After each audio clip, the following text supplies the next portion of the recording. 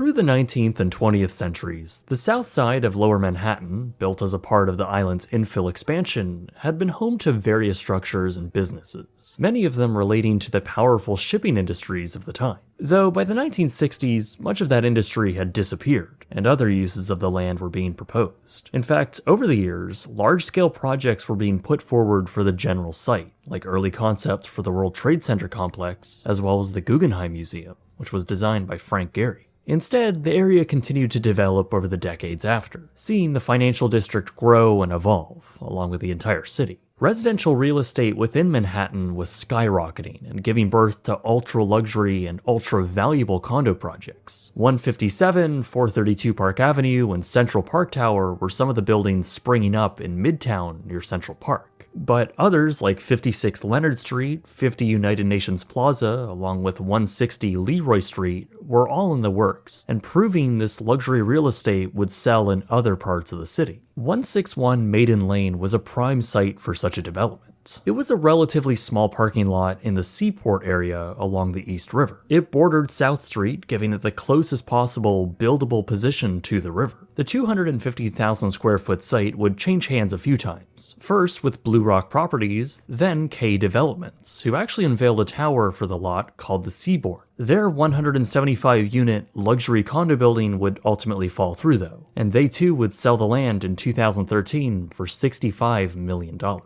The developers who bought the site were called Fortis Property Group. They would ultimately sell the western half of their land to another developer, which would later build a commercial and hospitality building. Meanwhile, Fortis set out to develop their remaining 11,000 square foot plot of land. They unveiled One Seaport, a 670-foot tall tower comprised of nearly 60 stories, each with luxury finishes and floor-to-ceiling windows. It was touted as the first all-glass condo building in the area, with unique, picturesque views. But that also meant value would be steep, with square footage pricing coming in between $2,000 and $3,000 per square foot. And since most of the tower would only contain just 1 or 2 units per floor, the entire building would have just 80 units. The average listing price would be around $3.5 million, with the higher full floor plates coming in at over $7 million, and that 2-story top penthouse listed for $18 million.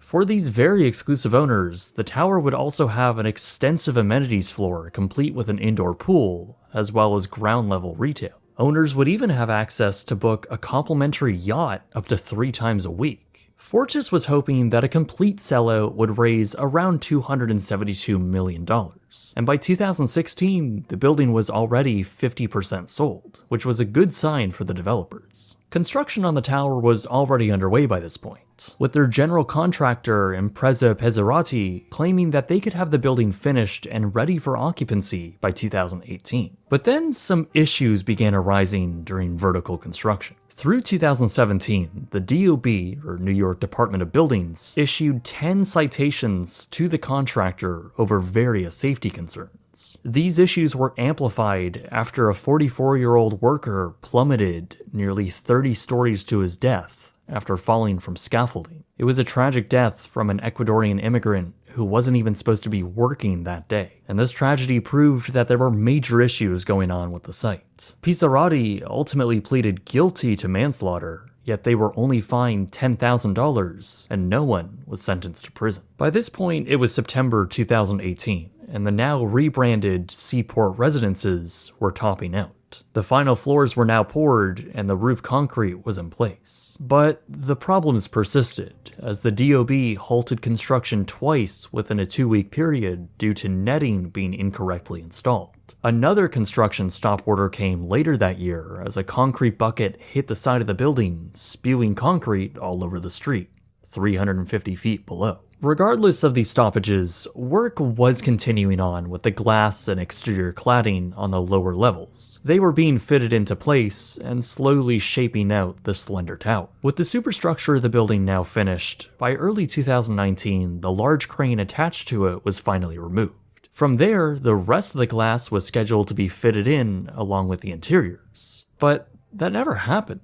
Instead, progress on Seaport Residence slowed to a crawl, and nobody knew why. Then rumors began emerging on why that might be. with speculation growing that there might be something wrong with the massive tower. Perhaps it was even leaning. This was especially curious since Fortis had seemingly fired their contractor. This speculation would ultimately be confirmed in April of 2019, as a lawsuit was filed by that contractor, Impreza Pezzerati, against the developers, stating that Fortis had essentially cheaped out on constructing the foundation, with claims that instead of using traditional deep pilings like most skyscrapers, especially tall, slender ones, they instead chemically treated the soil to make it stronger. In their case, this apparently caused the building to settle unevenly in its foundation and tilt around 3 inches to the north. They claimed that from this point, they couldn't continue cladding the building, saying that the leaning tower would potentially be at risk of elevator issues, leaks, and infrastructure headaches. Fortis, the developers, decided to countersue, saying it was simply defamation, and Pizzarati were in fact the ones who were to blame, since they had already cultivated a dangerous work environment, didn't conduct enough tests, and hadn't noticed the building was tilting until April of 2018. While this lawsuit was playing out in court, Fortis hired a new contractor called Ray Builders, and they conducted studies that proved the tower was still safe. They also came out and said that Pizzarati poured the concrete slabs for the building in a, quote, poor construction practice. This new contractor was then tasked to continue laying the glass around the tower, just with some alterations to the plan that would accommodate the slight lean. But just as it seemed as though this cursed building might finally be finished, Ray Builders abruptly pulled all of their workers and quit after they claimed that Fortis failed to make payroll for their workers. Fortis was seemingly out of liquid cash, and that was apparent after one of their lenders, Bank Lumet, claimed that Fortis was not making payments on their loan,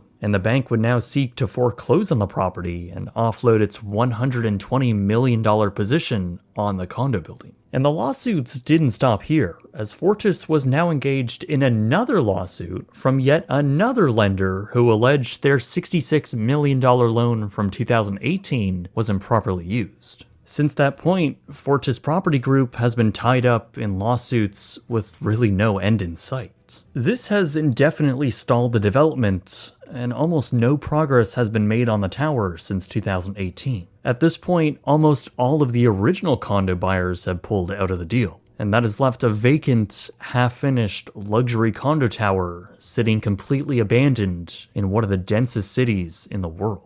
By this point, the tower has been completely exposed to the elements for almost half a decade, and that reality is beginning to show. On the bottom floors, the glass panels are clearly starting to show decay. They likely haven't been cleaned in years, so mildew and weathering is beginning to form around the edges of each panel. The concrete too is beginning to see weather scarring, and almost unbelievably, on the top penthouse floors, someone has managed to spray paint graffiti on the concrete superstructure. Perhaps the most evident sign that this nearly $300 million skyscraper is sitting dead. At street level, well, the site really looks like any other construction project in New York, seemingly with no signs of the deep trouble and long-lasting limbo it has been in. Within, there isn't much sign of life besides a lone fan on top of a folding chair and a screen with CCTV monitors. There is some activity around the exterior during the day, but obviously nowhere near what it would be if the tower was getting ready to be finished. As night falls, the tower is actually lit up, almost eerily so. But from this point on, what is going to happen to the tower?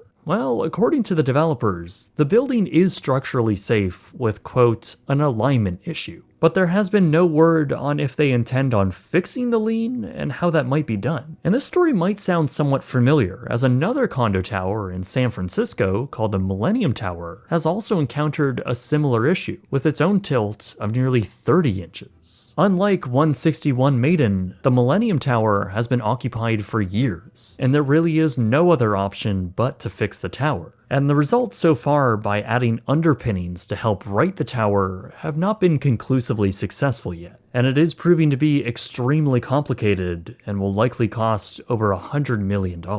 But the thing is, we don't really know how bad the situation is with One Seaport, and there have been no comprehensive and detailed studies on it made public. But I think no matter what happens here, it will likely turn out to be a financially devastating situation. I could see it going either way. Either its tilting is deemed not a long-term threat to the building's structural integrity, and engineers in the city all agree that the lean will not get worse, thus allowing the building to get finished. But if that's the case, they might find it hard to sell units, almost certainly not making back its original investment, especially after all of the cost incurred post-stall. They might find that potential buyers will be hesitant to park their money in a unit in the tower, as there might be a chance that their investment could not see the same returns as other luxury units in the city. There might also be a perception that the condo board will be left holding the bag if problems do arise sometime in the future, and that's sort of what's happening with owners at the Millennium Tower in San Francisco right now. Plus, the longer the tower sits there, open to the harsh weather, the more expensive it's going to be to bring it back up to a state where it can be finished. But if the developers do opt to fix the tower, it may turn out to be too cost prohibitive to do so, and that might ultimately mean the tower would have to be demolished. A brand new ultra-luxury condo tower in Manhattan having to be demolished before it was ever occupied. That is insane. Really, all of the scenarios here are truly unbelievable for a modern-day luxury condo project, especially one in New York City with land this valuable. This was a colossal mistake, and it seems everyone involved wants to pass the blame around. And now, with years of cutting corners, poor management, missed payments, deep debt, and lawsuits, it's now a question of how much longer will this unfinished, abandoned condo tower stain the pristine skyline of New York City.